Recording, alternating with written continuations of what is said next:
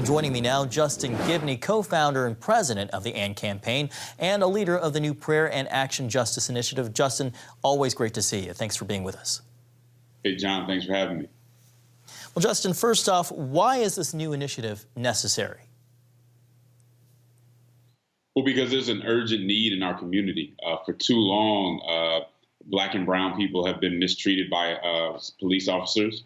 We love our police officers, but we know there needs to be a change in the American criminal justice system. We saw that through George Floyd's killing. That wouldn't have happened to other people in this country that looked differently than him. And so I think that it's time for the church to be very clear where we stand on racial justice. To be very clear where the Bible stands on issues of justice. And so we need to speak clearly, but in order to speak clearly and have credibility to lead in this conversation, we have to unite. We often complain about the kind of broken or distorted versions of justice that we see from secular sources. I agree there's some very distorted concept of justice, but instead of complaining about it, we need to show and demonstrate a true example of biblical justice.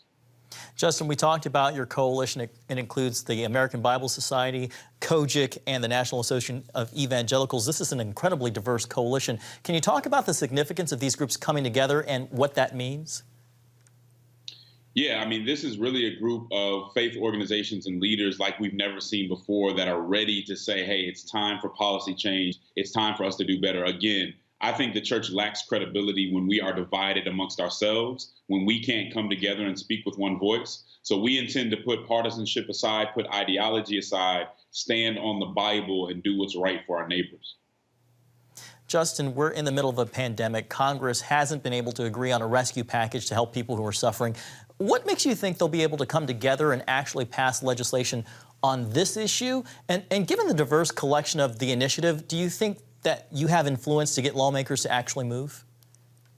Well, my faith always keeps me hopeful, but on a very practical and political point of view, there are biblical Christians on both sides of the aisle.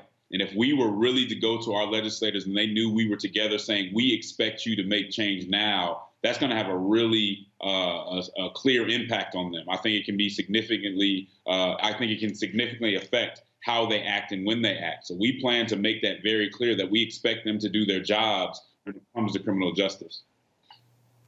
Justin, real quickly here, we only have half a minute left. The initiative was able to unite on a singular philosophy around biblical justice and race. Can you talk to us about that real quickly?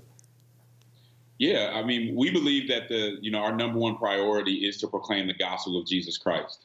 That said, that takes nothing away from the fact that God has an expectation that we will do justice. You can't read through Amos, you can't read through Isaiah and many other books without seeing God voice his expectation that we will do justice. And I think biblical Christians who believe in the authority of Scripture are compelled to love their neighbors through social action, including And we're going to have to leave it there, Justin. I'm so sorry we're out of time. The AND campaign's Justin Gibney, thanks for being with us, and we'll be right back after the break.